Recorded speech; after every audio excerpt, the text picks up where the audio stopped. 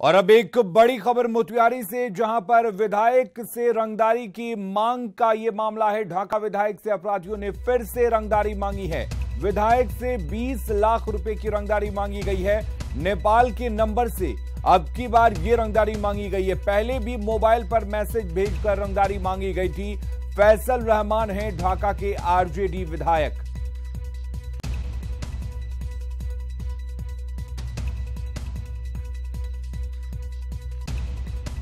तो बड़ी खबर आपको बता दें, ढाका के आरजेडी विधायक फैसल रहमान से एक बार फिर से रंगदारी मांगी गई है। आपको बता दें, इससे पहले भी उनसे रंगदारी की मांग की गई थी। इस बार विधायक से 20 लाख रुपए की रंगदारी मांगी गई है। नेपाल के नंबर से ये रंगदारी मांगी गई है। पहले भी मोबाइल पर मैसेज भेजकर रंगदारी मांगी गई थी, जिसकी शिकायत विधायक की तरफ से की गई थी।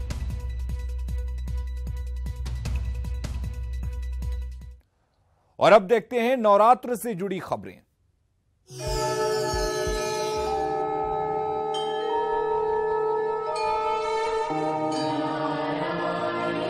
सर्वमंगल मांगल्ये।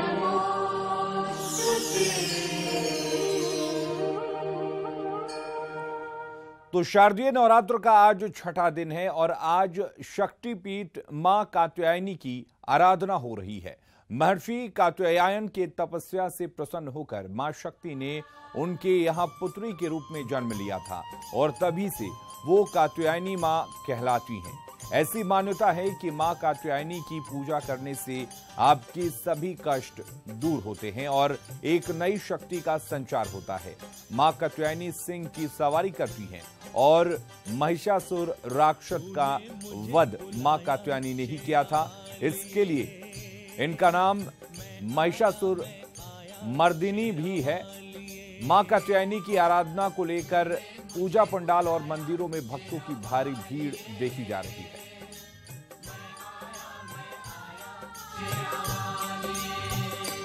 जोता वालिए, पहाड़ा वालिए। तो पूरे देश भर में शारदीय नवरात्र की धूम है। भक्त अपनी मंगल कामना के लिए मां की आराधना में जुटे हैं।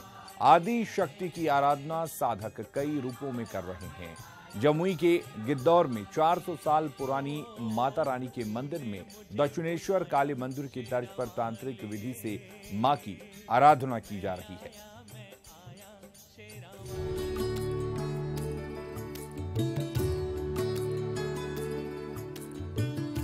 तीन नदियों का संगम और इसमें आस्था की डुबकी, फिर दंडवत मां के दरबार में पहुंचना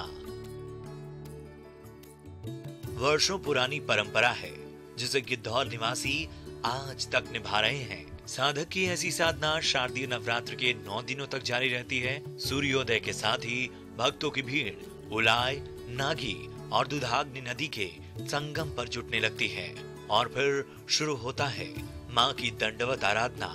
भक्तों की आस्था बस इतनी कि दंडवत साधना से मनोकामना पूरी होती है। विश्वास है ना, आग समांग आ धान पुतार की हाँ है ना, तैसी आवे बाबा के तुम भेंट करे ऐसी नहीं है, दंडवत देवे लावे।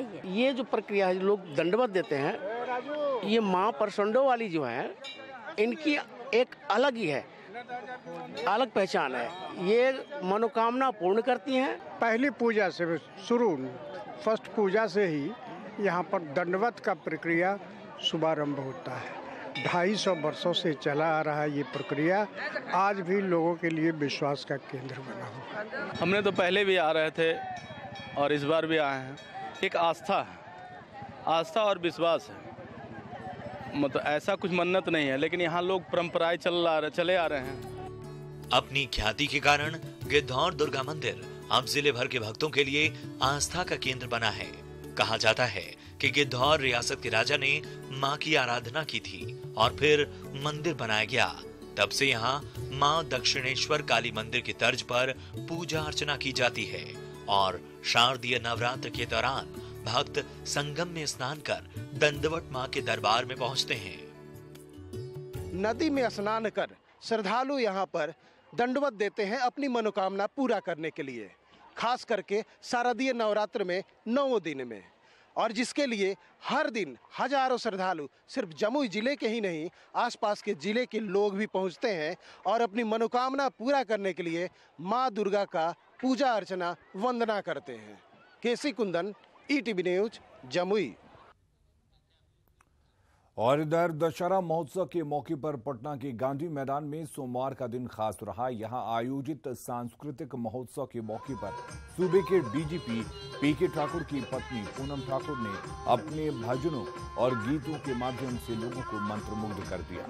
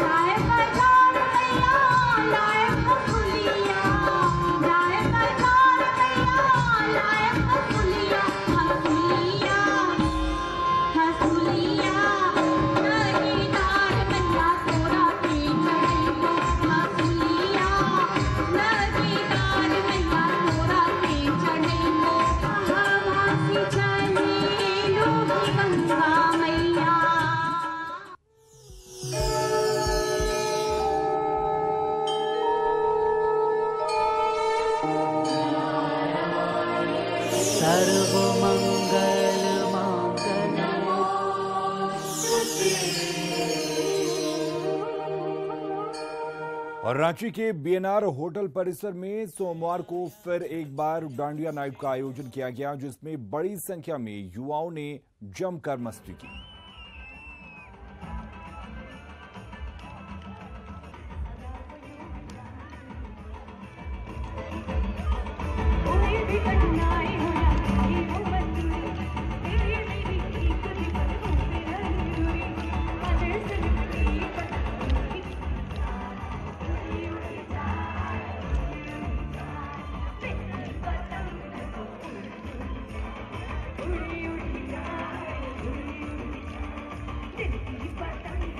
धनबाद में भी भक्त नवरात्र की भक्ति में सराबोर नजर आ रहे हैं। गुजराती गरबा गीतों की धुन पर गुजराती समाज के साथ कोयलांचल वासी भी झूम रहे हैं।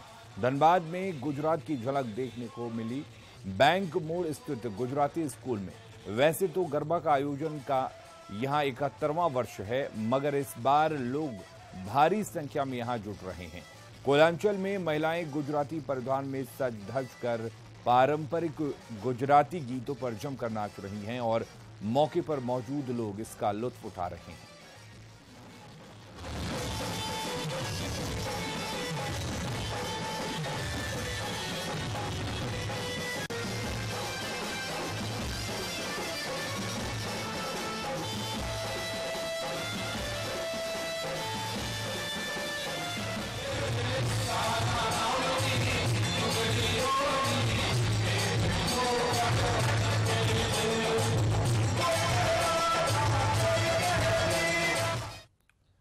तो पूरे देश में नवरात्रि की धूम है और हर जगह कलाकार एक से बढ़कर एक भव्य पंडालों को निर्माण में लगे हुए हैं। ऐसे में एक भव्य पंडाल का निर्माण धनबाद के मनीटांड में हो रहा है।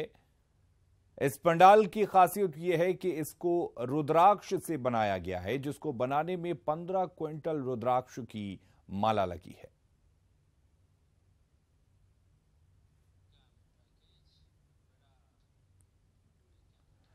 कुछ और खबरों का रुख करते हैं। कटिहार में दुल्हन के नाबालिग होने पर बिना शादी किए दूल्हे को वापस लौटना पड़ गया।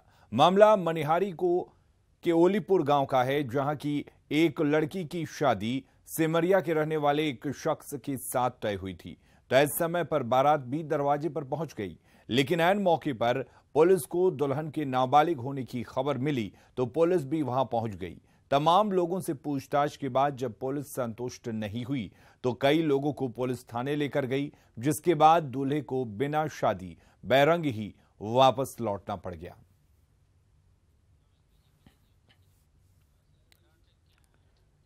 बिहार में एनडीए की सरकार बन गई हो, लेकिन बीजेपी और जेडीयू की चुनावी तैयारियों का तरीका आज भी अलग अलग है। दोनों पार्टियां 40-40 सीट पर चुनाव की तैयारियां कर रही हैं, जिसे दोनों पार्टियां एनडीए के पक्ष में बता रही हैं, लेकिन विपक्ष दोनों की रणनीति से इत्तेफाक नहीं रखते। एक रिपोर्ट।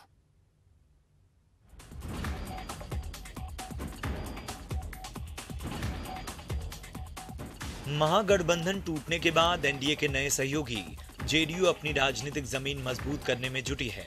बीजेपी के ऐलान के बाद जेडीयू ने भी बिहार में 40 सीटों पर चुनाव की तैयारियां तेज कर दी हैं। जैसे जैसे चुनाव की तैयारियां बीजेपी और जेडीयू की अलग अलग हो रही हैं, वैसे ही पार्टी के प्रवक्ताओं की दलील भी अलग अलग है। गठबंधन में जो शामिल दल हैं उनका विधान अलग है, निशान अलग है, संविधान अलग है, पृथक कार्यक्रम है। जो एनडीए का कार्यक्रम होता है वो सब मिलजुल कर करते हैं। बाकी दल अपना अपना कार्यक्रम चलाते हैं, अपने संगठन की मजबूती के लिए काम करते हैं। 40 सीट है और गठबंधन है, तो कोई तय तो नहीं है कि किस सीट पे कौन सी पार्टी लड़ेगी। तो निश्चित रूप से सभी पार्टी जो भी एनडीए में मौजूद है, सभी अपने अपने हिसाब से 40 सीट पे तैयारी करेगी। अब जब चुनाव का समय आएगा, एक बंटवारा होगा, तो उसके हिसाब से हम लोग चुनाव लड़ेंगे। बीजेपी और जेडीयू की अलग अलग चुनाव तैयारियों पर आरजेडी चुप है। ऐसा हो नहीं सकता।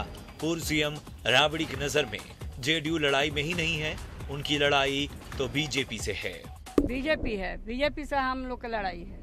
जेडीयू कहीं नहीं है, कहीं है ये नहीं है। बिहार में नाम में चर्चा नहीं है, पार्टी नहीं है, खत्म है। यदि बीजेपी और जेडीयू का इंडिविजुअल पॉलिटिक्स और इस पर आरजेडी की खुशी के कई मायने हैं, लेकिन वैसे अभी ये तय नहीं है कि कौन सी सीट किसके हक में जाएगी।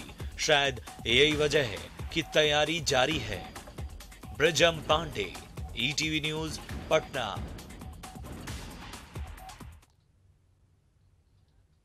चार साल बाद एनडीए में नीतीश की घर वापसी के बाद केंद्रीय मंत्री अहलुवालिया ने नीतीश और सुशील मोदी की तारीफ क्या की।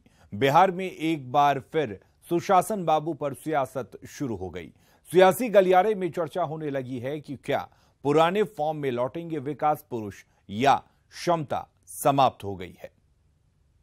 बिहार सरकार एक डायनेमिक चीफ मिनिस्टर के नेतृत्व में काम कर रही है।